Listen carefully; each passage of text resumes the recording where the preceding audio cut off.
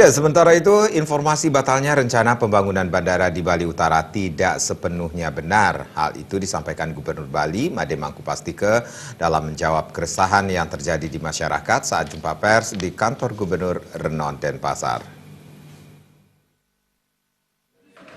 Lebih lanjut, Gubernur Bali Made Mangkupastike mengatakan ada informasi batalnya pembangunan bandara di Bali Utara dari salah satu menteri dan pihaknya telah mencoba menghubungi menteri yang bersangkutan. Dari hasil pembicaraan tersebut, informasi batalnya pembangunan bandara tersebut belum sepenuhnya benar. Hal itu tidak terlepas dari hasil survei yang dilakukan World Bank dengan Universitas UNUD terkait pembangunan infrastruktur di Bali yang salah satu pembangunan bandara di Bali Utara.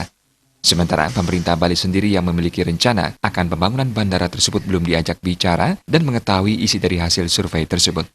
Untuk itu, Gubernur Bali akan menghadiri presentasi hasil survei tersebut yang akan dilakukan di Jakarta minggu depan. Ternyata belum apa-apa ya, artinya sangat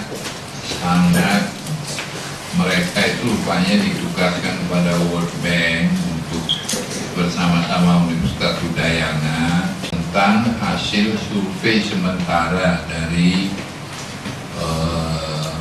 berbagai infrastruktur yang kita rencanakan di Bali.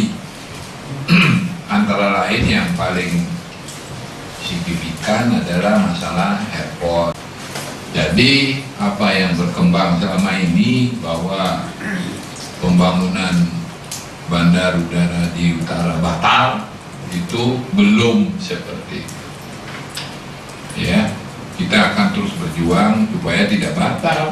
Ditambahkan, Made Mangkupastike, pembangunan bandara di Bali Utara tersebut tidak terlepas untuk menyamakan ketimpangan pendapatan yang terjadi saat ini di Bali Selatan dengan Bali Utara.